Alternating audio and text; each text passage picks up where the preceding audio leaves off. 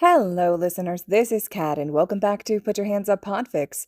This will be the continuation of Verdant Revolution. This will be Part 9, Chapter 8, entitled Perfect Simulation. When Izuku opened his eyes that morning, he realized that they might have been overdoing it. In the last couple of days since he had given the plans to Hatsume, they had made a shocking amount of progress. With tweaking his blueprints, God, he was glad he had found someone with a mechanical background like Mei, and the paperwork involved with building a prototype reactor in a garage. The city really wasn't particularly happy about that idea, but Hatsume's lawyer of a mother had ripped through them like a shark when they tried to block her daughter.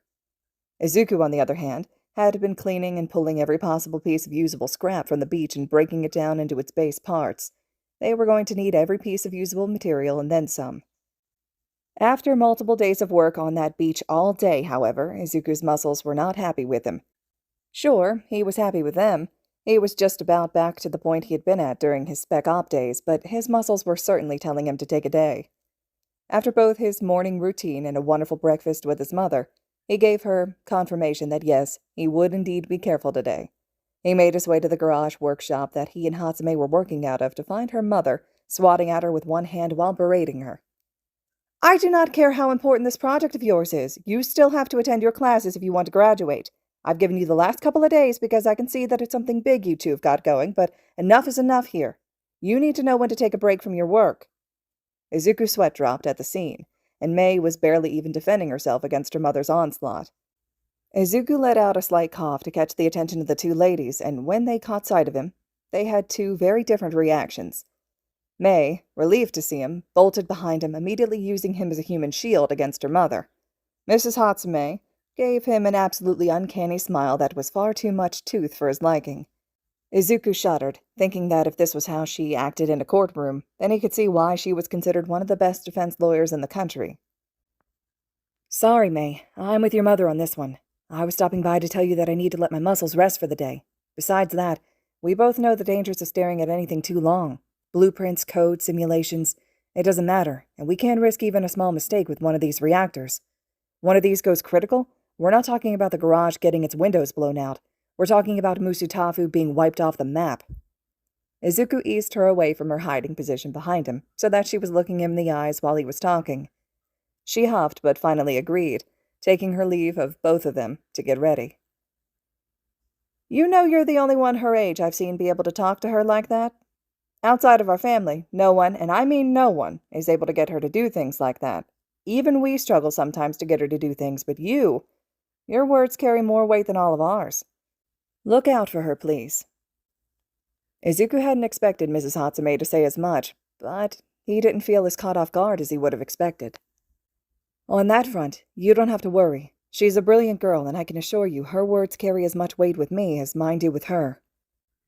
Izuku stepped to the side of the desk, picking up a sleek black unmarked case, then back to the doorway. "I have somewhere I need to be, ma'am, so if you'll excuse me." Izuku turned to leave and muttered the last part to himself. "I'm certainly not going to lose another." It had been 2 weeks since he had been to the music store to get his strings, and after Izuku had made his way there from the train station, he was glad to see the deli had quickly replaced its doors and gotten back to serving its customers.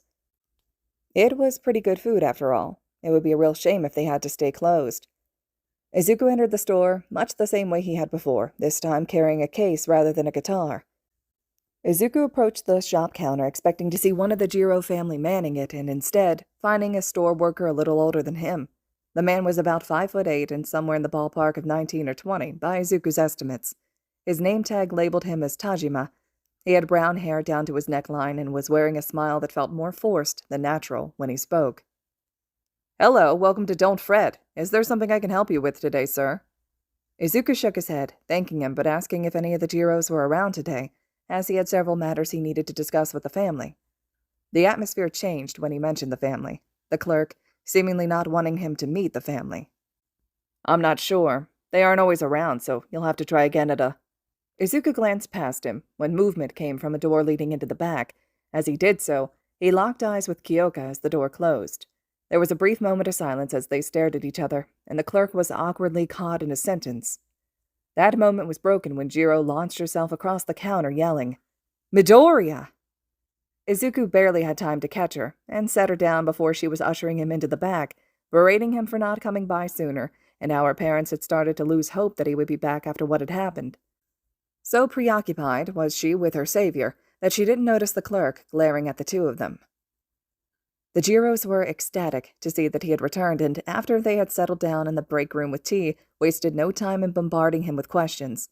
He answered what he could and generally made small talk with them. Eventually, the parents had to get back to what they were doing before he came. Before they could, he asked them to stay for one thing. Izuku placed a strip down on the table that Hatsume and he had been working on. I was asked to relay this footage to you from interested parties. As it turns out, someone has been lurking around your store after hours, and they wanted you to be aware. Izuku hit a button on his phone, and the strip lit up, projecting a hologram of a video into the air just above it.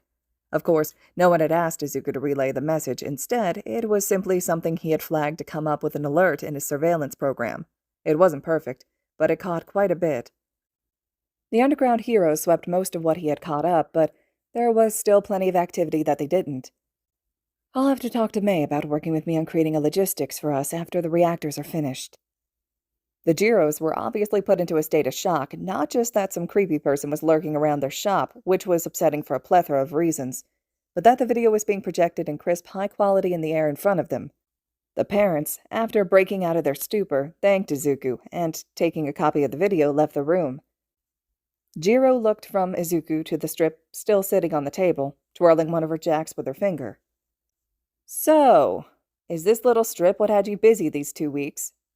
Izuku chuckled and shook his head, picking up the strip and turning it over to fiddle with some of the circuitry with a small tool he'd taken out of the case. Not at all. This has been more of a little side project I've been working on in spare moments. Mostly I've been working on 2 much larger projects with my business partner. We're almost to the prototyping stage, so we're taking a break from that today. Izuku placed the strip back down on the table and his tool back in the case. She couldn't see what was in the case, but she could tell from the sound of metal brushing on metal when he put the tool back that there was something larger in the case than just a strip and some tools. For a time, they spoke of nothing, inane things that would numb the mind as much as they made you smile, jokes and stories that made them both relax, for a while forgetting their worries. After a while, Jiro circled back around to what they had been speaking of before the incident several weeks ago. Seemingly out of nowhere, she spouted out with, I've decided I'm going to be a hero. Izuku smiled now, his voice soft, remembering the last time they'd had this discussion. I see you made your decision then. What made up your mind in the end? Jiro looked down and fiddled with her jacks. It was actually the incident last week. For a while, I was stuck thinking about what happened. How close I came to not being able to make that decision and how badly I froze up. I wanted to be angry at that man for nearly killing me, for injuring you. If he hadn't run in like that, you would have diffused the situation and nothing would have gone wrong. Kyoko's face was pensive, and she was hesitating, speaking softly. She slowly shook her head. I'm going to become a hero so that those kinds of situations can be resolved the right way, not like how Death Arms handled it. Izuku sighed as he listened to Jiro's reason to be a hero. He wouldn't discourage her, of course, but he didn't know if she had thought it all the way through either. Did she realize that if that situation had gone differently, he would have resorted to force? Did she realize that he would have killed the man to keep everyone else safe if the situation had called for it? Was she prepared to take that step if she had to? He buried those thoughts and smiled, congratulating her on figuring out what she wanted to do and offering her to strength train with him down at the beach. She could meet his partner as well. The image of a small, remote village smoldering flashed across his mind before he shook his head. She has plenty of time before she should have to think about these things. As Izuku walked down the road, he sent a message to May, telling her that he was on his way to his second task. When he felt his phone buzz in his hand, he expected it to be Hatsume, continuing to gripe at him regarding her classes being useless. Instead, he found it was Jiro verifying the time to meet him at the beach and what to expect. He smiled at her message. She seemed like she was taking this seriously. They had another 3 years before their entrance exams. His 15th birthday had just rolled around, and his mother had made it readily apparent with her tears what she thought of that. The fact that her son, who should have been a freshman in high school, was in the process of finalizing his senior year did not pass by her. Nor, for that matter, had it passed by May, who had been incessantly hounding her mother to let her do the same. Perhaps if she was willing to socialize with Jiro, then they'd be able to convince Mrs. Hatsume to let that happen. Izuku looked up from his phone as he rounded the final corner to his destination, the line of duty, Pro Hero Snipe's personal range and shop. The shop mostly catered to professionals, so there was a clientele consisting of police, military, and a handful of pro heroes from Japan and overseas. That isn't to say that civilians couldn't go there, but quirks had made most people forget about firearms. Izuku stepped into the store and decided there was no way he was in the wrong place, despite the name sounding vaguely like the name of a bar for cops. The shop floor was filled with cases of accessories for people and their weapons. Gun cases, safes, cleaning gear, tactical clothing were towards the entrance, while in the back of the shop were glass counters filled with an assortment of sidearms and knives. No rifles for sale, but that's not terribly shocking. Even if the rules for sidearms relaxed, and you can get the license for rifles, that doesn't mean that they're typically sold to civilians. Izuku walked up to the counter, caught the attention of the clerk. When she came over, he gave her a smile. "Hello, ma'am. I made an appointment to speak with Snipe today, following his arrival. You'll find me under Midoriya Izuku." The clerk at the counter frowned. "Aren't you a tad bit young to have an appointment with—" The woman cut herself off. While she was indeed surprised, she was anything if not professional, and his name was indeed in the appointment log. "I apologize, sir. I didn't realize that you were so young. If you come with me, I'll take you right back." Izuku nodded his head and followed the young woman past the range. At this time of the day and week, it didn't surprise Izuku for there to be more booze than shooters currently. When the clerk knocked on the office door, she informed the hero that his appointment had arrived, then ushered Izuku through the door before returning to her place. The hero in question was sitting behind his desk, still in his costume, the old-school tan gas mask covering his facial features and keeping Izuku from reading him. That doesn't mean that he couldn't see Snipe's shock in the way his body tensed when he walked in. Izuku gave him a smile and began to cross the room to take a seat. While he did so, Snipe spoke in the well-known southern drawl that announced him as having spent time in the reunited states.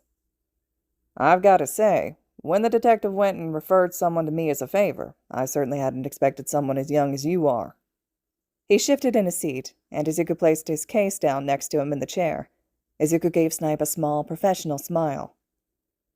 "Yes, well, the good detective owed me a favor, so I asked him to refer me. Or are you telling me that you would have allowed a 15-year-old to make an appointment with you at a gun range?" Snipe shook his head. "Hey, I can see your point. And for that reason, let's get to your point. What are you here for?" Izuku straightened himself and held up 2 fingers. "I've come with 2 requests. The first would be to allow me to take the licensing examination for handgun carry." There was a tense silence following this statement. Not that Izuku could see it, but several emotions had gone across Snipe's face at that, and his eyebrows had settled into a scrunch that was certain to give him a headache if he held it. "I can't say we have a tendency to issue carry licenses to minors." "You also can't tell me that you haven't issued them before." Izuku and Snipe stared each other down for a few moments before Izuku finally sighed. "No, I didn't figure you would, but it was worth a chance. The second is to get this serialized." Izuku picked up and placed his case onto the desk now, sliding it across to him. Snipe was confused. Izuku was sure of that much. There was a slight head tilt when he pushed the case across the desk and hesitation when Snipe reached for it. Snipe opened the case and pulled out the handgun that Izuku had pressed against May's throat only a few days prior. He held the slide on it back, checking for a chambered round, before snapping it forward and pointing it at the wall of his office after he had cleared the barrel. He looked back at Izuku and placed the gun onto the desk. "Where did you get this from?" Snipe asked him, clearly wary of where Izuku may have gotten an unserialized sidearm. "I made it myself recently, in preparation for hopefully getting my license to carry it." Snipe was quiet for a moment before he stood, taking 2 boxes and several magazines from a drawer in his desk. He pushed Izuku's sidearm back to him before gesturing him to follow. As they walked, Snipe spoke. "In light of you being a gunsmith, I'm going to give you a chance. That box has 50, 100, and 30-grain rounds in it. You're going to load your magazines with them both and complete a simulation cycle of my choosing. You pass and I'll give you a license to both carry and conceal on one more condition." They both stepped through into a room with a single booth looking down at a firing range. "I'm going to program the simulation now. At random, targets will appear down the range. Circle means target, and a square means civilian. Generally, squares will be just points deducted. In this case, it'll fail you if you hit it. Load up and signal when you're ready." Izuku nodded. He had expected he would have to fire his sidearm to get licensed, so this wasn't too much of a stretch. Even if he hadn't expected to have to pass a simulation to do it, he stepped up to the booth and began loading his magazines. As he finished placing them neatly on the table in front of him, he put in his earplugs, and when he was ready, he signaled Snipe to begin the simulation. Snipe had done a lot in his life, and as a pro hero, he had seen a hell of a lot more. When the kid had come into his office, at first his instincts had screamed at him to draw his weapon. He hadn't because it was a kid. When the kid had asked to get licensed and stared him down, he could feel the pressure coming from this 15-year-old that he generally hadn't felt since he had last met some of the old soldiers hardened by the First Quirk Wars. Then finally, he had seen the handgun that the boy had apparently machined himself. He wasn't lying to him, he could tell that much. He had decided to give him this chance for 2 reasons. First was because if the boy passed, he would be offering him a position as a gunsmith for them. He hadn't seen craftsmanship like that in some time, and gunsmiths were in short supply in this day and age. The second was because something about this boy was setting off alarms in his head, and he had learned to trust his instincts. So there Snipe stood, regretting having programmed the simulation to as high a level as he did. He had let that little irrational feeling worry him into setting the simulation to a level that he doubted even he would have been able to complete before his graduation from UA. That sense of regret only lasted as long as it took Izuku to begin shooting. He hit the start button, and the boy took his stance. The target started flashing up at a pace that would have most shooters dizzy, and they only picked up the pace, randomly throwing civilians, targets, and targets over the shoulder of civilians up into the range. Never once did the boy miss. Never once did the boy put more than 1 bullet into a target. Never once did the boy miss the center mark on each target, and never once did the boy even so much as clip a civilian. When the simulation ended and all 100 rounds were put down range, the boy expertly ejected his last magazine, pulled the slide back on his sidearm, and set it down, muzzle pointed down range. He then turned around, once again in parade rest, and waited for Snipe to come out of the control room and tell him his results. "I have to say, I haven't seen shooting like that in quite a while. Your quirk must have something to do with accuracy like mine, am I right?" The boy gave him a confused look, as he said as much. "Sir, didn't you read my file that the detective sent over with the referral? I'm quirkless." It only took a moment for the implications of that to sink in, before Snipe felt all the blood drain from his face. Izuku turned when he had finished the simulation, taking his earplugs out. He didn't think that it was his best shooting he had ever done, but he felt like it would suffice for what Snipe was looking for. Snipe came out and immediately asked him a question. "I have to say, I haven't seen shooting like that in quite a while. Your quirk must have something to do with accuracy like mine, am I right?" Izuku was confused. He had had Naomasa send his information with the referral so that he wouldn't be surprised when someone under 18 walked into his office. "Sir, didn't you read my file that the detective sent over with the referral? I'm quirkless."